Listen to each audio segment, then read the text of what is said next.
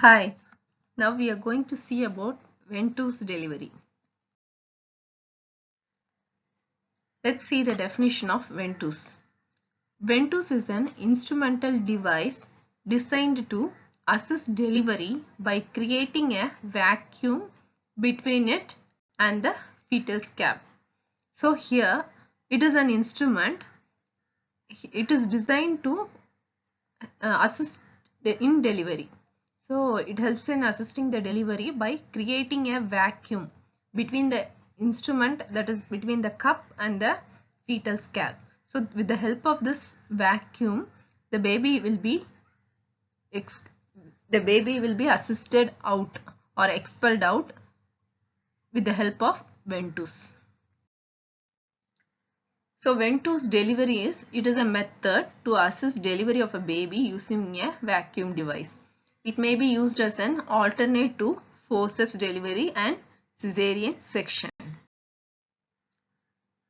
So it was invented by Manston in 1956. He reintroduced and popularized its use. So this is a picture of a ventouse. So there is a cup in the front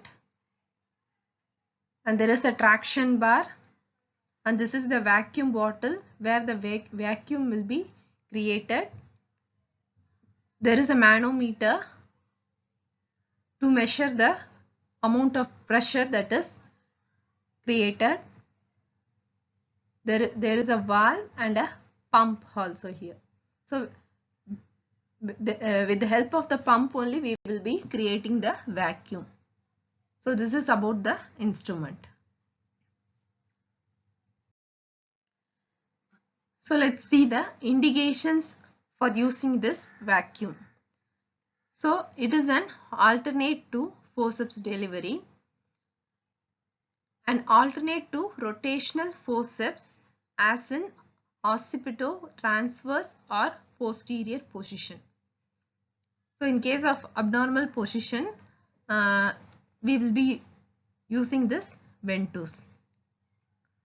Delay in descent of the head in case of second baby of twins.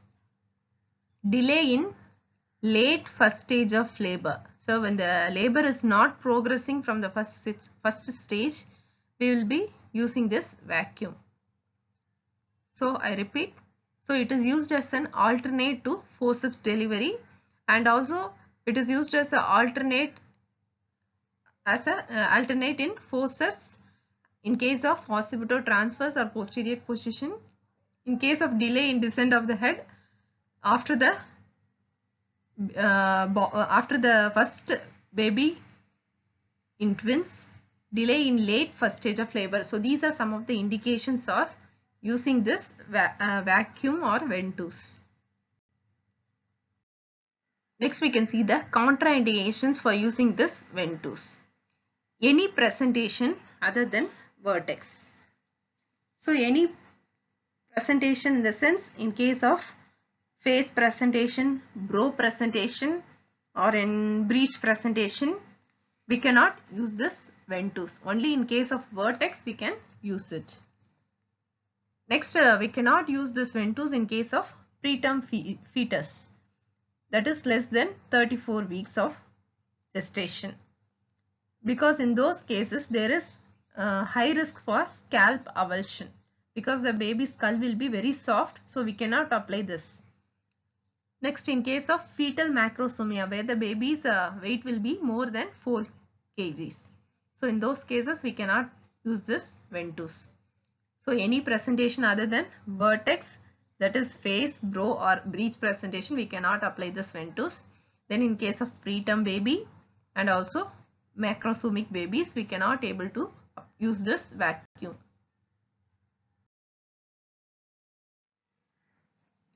So there are some of the advantages of ventouse over forceps. So rather using forceps, we can use ventouse here. Let's see what are the situations. It can be used in unrotated and malrotated occipito-posterior position of the head. So in those cases we can use ventouse than forceps. It can be applied even though incompletely dilated cervix. Then it is not a space occupying device like the forceps blade. Lesser traction force is needed, whereas in case of forceps we need high traction force or more traction force is needed, but in case of ventouse less traction is needed due to the vacuum that is created. Next, it can be used safely even when the head remains at a high level and exact position is unsure. In those cases, we can use vacuum or ventouse. It is comfortable and injuries to the mother are very less when compared to forceps delivery. Then fetal complications are also less, requires less technical skills. So these are some of the advantages of ventouse over forceps. I repeat, in case of mal-rotated head, we can apply this. Then in case of incompletely dilated cervix, we can use, then less traction force is needed. Then it can be used safely when the head remains at a high level. It is comfortable and injuries to the mother are very less. Fetal complications are very less. It requires less technical skills also. So these are some of the advantages. Let's see some of the advantages of forceps over ventouse. That is, in suspected cephalopelvic disproportion where moderate traction is required, ventouse will be ineffective in these cases. So in case of CPD, forceps is required because here moderate traction is required. In case of fetal distress, ventouse will be unsuitable as it takes longer time. So in case of fetal distress, we cannot apply this ventouse. It is safer in premature baby also. Then it can be employed in anterior phase or in after coming head of breech. So in these cases, forceps can be applied. Next is cephalohematoma is less compared to ventouse. In case of ventouse delivery, cephalohematoma may occur. But when compared to that of forceps, here cephalohematoma is less when compared. Simplicity of the instrument, less costly and handy. So the forceps is very simple instrument. It is less costly and handy, and the less failure rate compared to ventouse. So these are some of the advantages of forceps over ventouse.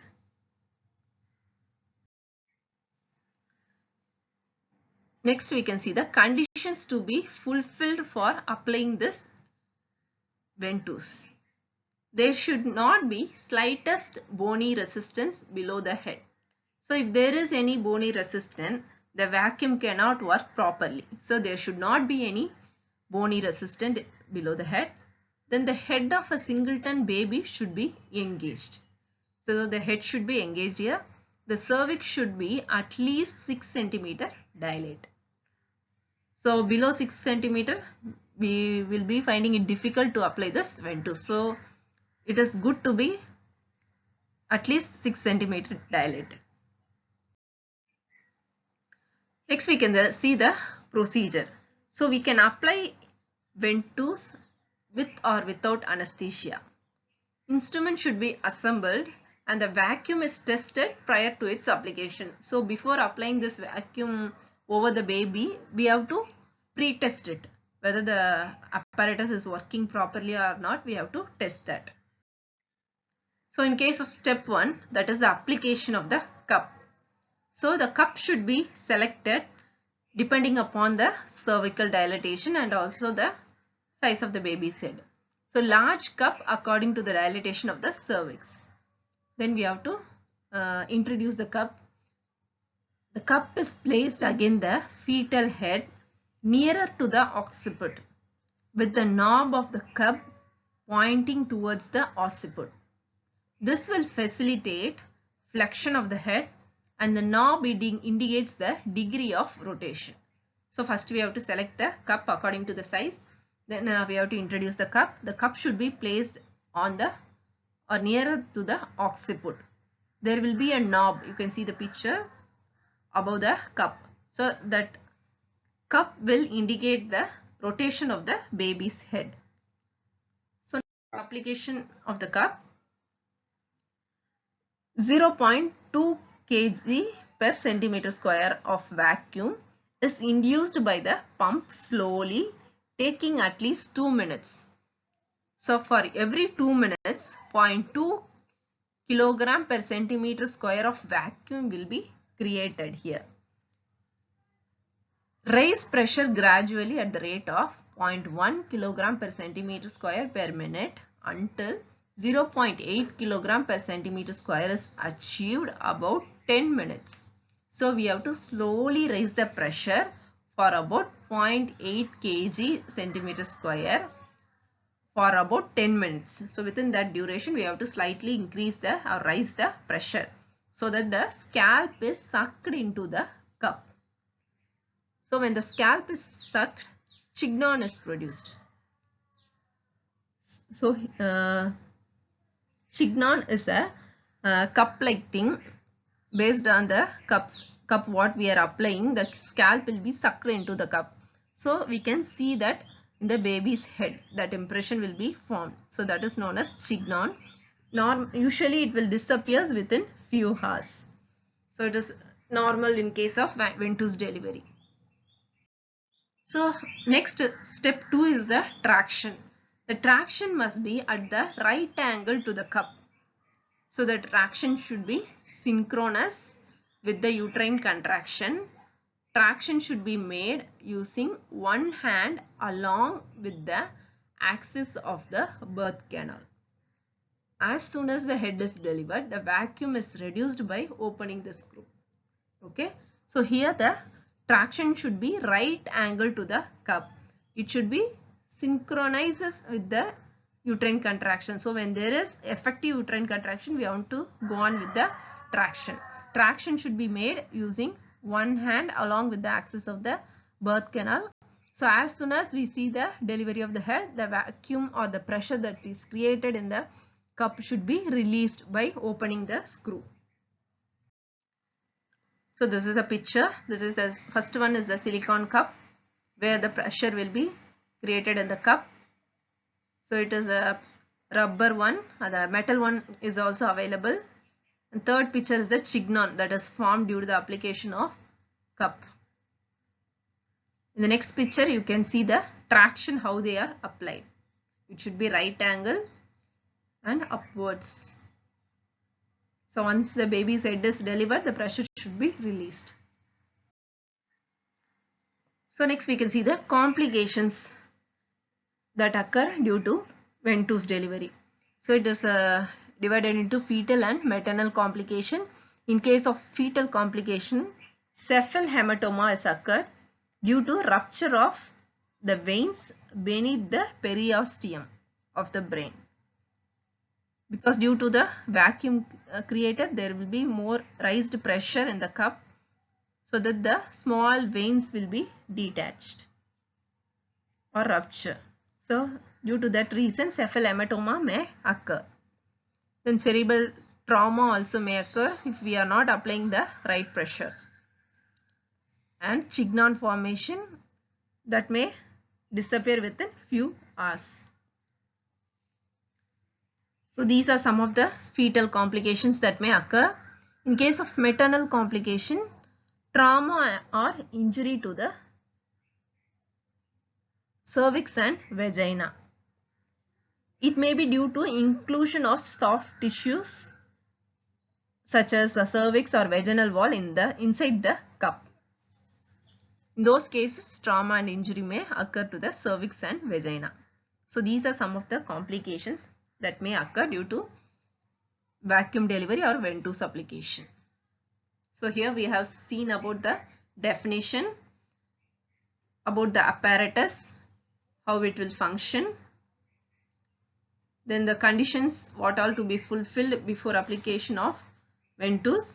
We have seen the advantages of ventouse over forceps and also the advantages of forceps over ventouse. Then the contraindication we have seen. Then the procedure. In that the first step is the application of cup. Second step is the traction. Next we have seen the complication, that is fetal complications and maternal complication. Hope you have understood the topic.